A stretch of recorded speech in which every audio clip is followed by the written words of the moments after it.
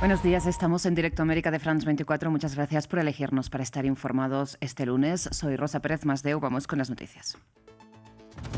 Andy Burnham ya es el nuevo primer ministro de Reino Unido. A las puertas del número 10 de Downing Street, el laborista prometió estabilidad y políticas públicas que corrijan el rumbo neoliberal que adoptó el país en los años 80. Analizamos en esta edición. En la India, el partido de la cucaracha reúne a miles de personas en una nueva protesta contra el gobierno de Narendra Modi, reprimida por la policía de Delhi, que denuncia que la marcha no fue autorizada.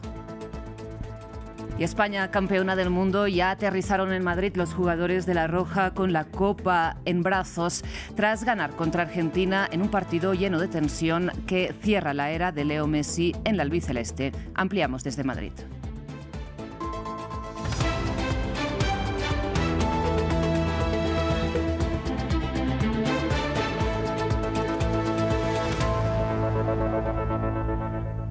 Iniciamos con noticias de Reino Unido porque tras un encuentro protocolario hace unas horas con el rey Carlos III, Andy Burnham ya es oficialmente el nuevo primer ministro del país. Concluye así el proceso de semanas con el que el laborista exalcalde de Gran Manchester desafió a su compañero de formación, a Keir Starmer, que renunció al cargo esta mañana tras 2 años en el poder.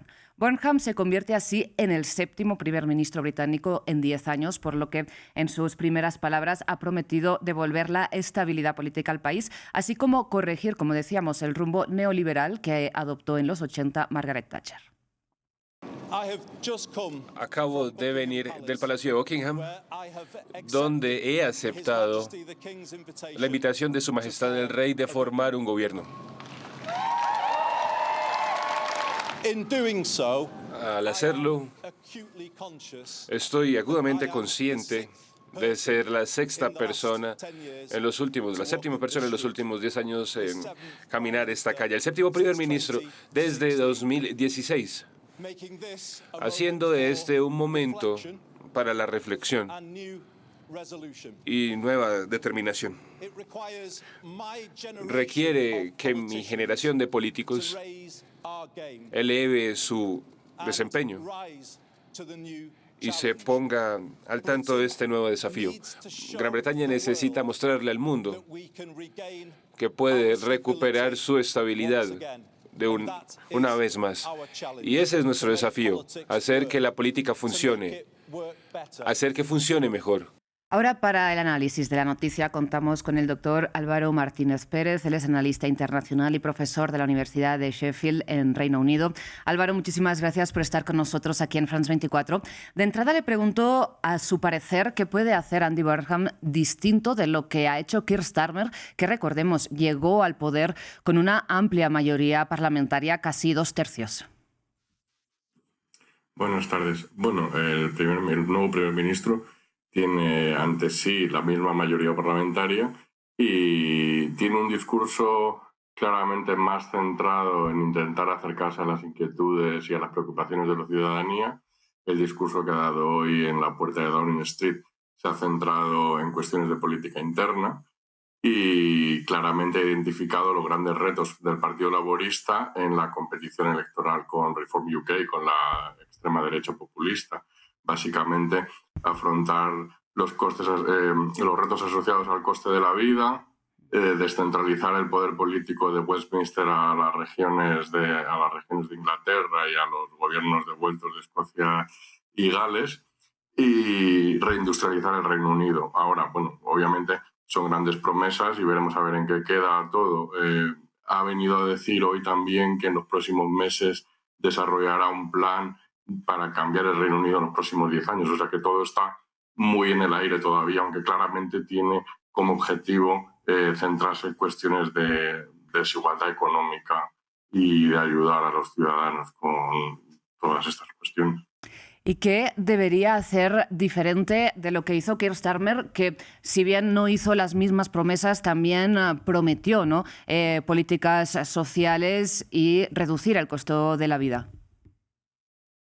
Bueno, yo creo que Keir Starmer tuvo un gran problema, tuvo varios problemas desde el inicio de su mandato. En primer lugar, que intentó llevar a cabo reformas de políticas sociales que no contaron con el apoyo parlamentario de su propio partido, y eso ya degeneró grandes problemas desde el principio. Yo creo que el nuevo primer ministro Burnham va a intentar evitar aprender de estos errores, llevar a la mayoría parlamentaria que le apoya consigo en su programa de reformas y centrarse en primer lugar en todas aquellas reformas que pueden conseguir debilitar las opciones electorales de Reform UK y transmitir a la ciudadanía que verdaderamente el Partido Laborista quiere cambiar el Reino Unido en el mandato que obtuvieron hace 2 años, del cual todavía le quedan 3 años por delante. Yo creo que luego también más adelante, una vez que consiga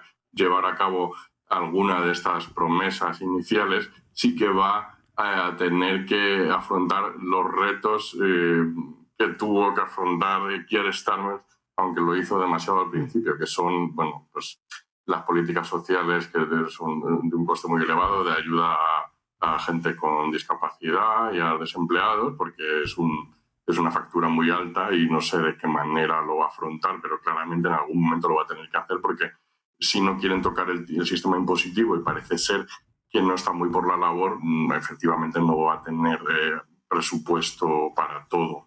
Y precisamente hablaba usted de enfrentar la fuerza de Reform UK, este partido de Nigel Farage de extrema derecha. Le pregunto, ¿de qué va a depender? Porque Reform UK está presionando para que convoquen elecciones anticipadas. ¿De qué va a defender que Andy Burnham convoque elecciones o agote la legislatura, a su parecer? Bueno, yo creo que, en fin, hay ejemplos en el pasado que demuestran que si la mayoría parlamentaria del gobierno es sólida, un cambio del primer ministro, tal como funciona el sistema político en el Reino Unido, no necesariamente tiene que conducir a elecciones.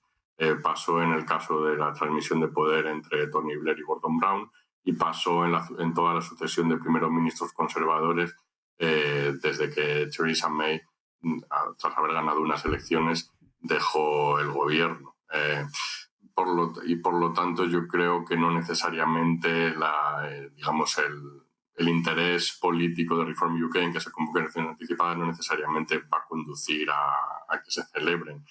Ahora bien, claramente también el nuevo primer ministro tiene un déficit de legitimidad personal, aunque él se ha comprometido a cumplir con el programa electoral con el que el Partido Laborista ganó en el 2024. Por lo tanto, existe la posibilidad de que en algún momento, yo creo que si Andy Burnham ve que las encuestas son favorables al Partido Laborista, pueda convocar elecciones anticipadas con el objetivo de legitimarse como primer ministro. Pero yo creo que en este momento eso, desde luego, no es una prioridad.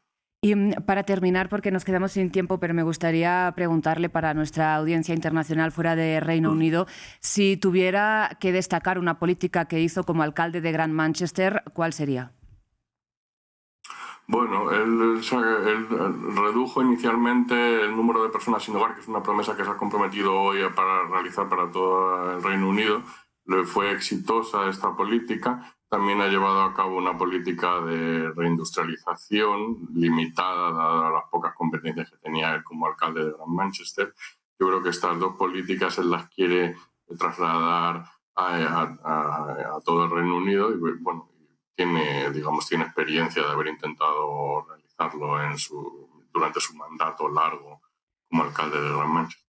Pues Álvaro, le agradezco muchísimo que haya compartido su tiempo y su análisis con nosotros esta mañana aquí en France 24. Muchas gracias. De Reino Unido vamos a la India, donde miles de manifestantes marcharon hacia el Parlamento en Nueva Delhi, exigiendo la renuncia del ministro de Educación del país. El movimiento de las cucarachas, liderado, recordemos, por cientos de jóvenes, comenzó como una plataforma satírica juvenil, pero se ha transformado en un importante movimiento antigubernamental que ha cobrado un nuevo impulso, además, después de que un activista en huelga de hambre fuera trasladado a un hospital contra su voluntad durante el fin de semana. Superando las barricadas policiales en Nueva Delhi, estas tensas escenas se vivieron el lunes en la capital india, cuando las fuerzas de seguridad dispersaron a la multitud y utilizaron porras contra los manifestantes. La marcha hacia el Parlamento indio fue protagonizado por el movimiento juvenil conocido como las cucarachas. Exigen la dimisión del ministro de Educación de India tras las reiteradas filtraciones de exámenes de acceso a las facultades de medicina. El ministro de Educación debe asumir la responsabilidad porque en 2024 ya se produjo una filtración de documentos y esta vez se repite y él no está asumiendo la responsabilidad. Voté por este gobierno, así que creo que tiene la obligación de responder a nuestras preguntas. Ese es un derecho humano fundamental que me corresponde. La manifestación en Nueva Delhi cobró nuevo impulso después de que un conocido activista vinculado al movimiento de las cucarachas fuera trasladado a la fuerza al hospital por la policía el sábado. Sonam Wangchuk llevaba 21 días en huelga de hambre y su estado de salud había empeorado. Durante muchos días Sonam ha estado protestando, pero el gobierno no ha atendido nuestras demandas. Si no lo hacen, veremos qué sucede. El régimen de Hitler no duró tanto. Ni siquiera los británicos pudieron gobernar eternamente. El gobierno del BJP también caerá. No es imposible, sin duda caerá. El partido de las cucarachas tomó fuerza inicialmente en Internet en respuesta a un comentario despectivo del presidente del Tribunal Supremo de India sobre los jóvenes desempleados. Sin embargo, la capacidad del partido para movilizar apoyo en las calles se perfila como un desafío para el primer ministro Narendra Modi, cuyo mandato, según sus críticos, se ha caracterizado por reprimir a la disidencia. Hablamos ahora de la guerra en Medio Oriente. Estados Unidos ejecutó su 9ª ronda de ataques durante la noche del domingo y la mañana de este lunes contra el territorio de Irán, después de la muerte de un tercer militar estadounidense durante el fin de semana. Mientras tanto, la Guardia Revolucionaria anunció que había atacado activos nuevamente y puestos militares estadounidenses en Jordania, Kuwait y Siria. El portavoz de Exteriores iraní atribuyó, sin embargo, cualquier expansión de la guerra a Estados Unidos.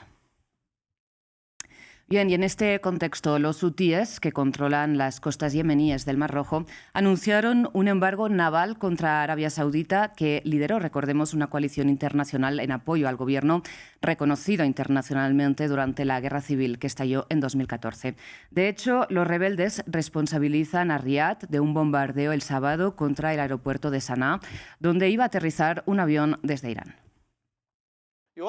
El criminal enemigo saudí continúa su injusto y opresivo asedio contra nuestro querido pueblo desde hace 12 años, saqueando riqueza e imponiendo un bloqueo total a puertos y aeropuertos por tierra, mar y aire, lo que ha exacerbado el sufrimiento de nuestro gran pueblo hasta que la situación ha alcanzado un nivel insoportable, sin ningún derecho ni justificación para ello, y esto es algo que no se puede aceptar ni tolerar. Mientras tanto, en Argelia, en un viaje relámpago, el presidente del gobierno español cerró un acuerdo de importación de gas con el presidente del país, Abdelmayid Tebboune. El encuentro entre los mandatarios en Argel cierra también una crisis diplomática desatada por el reconocimiento español del plan de autonomía marroquí sobre el Sáhara Occidental.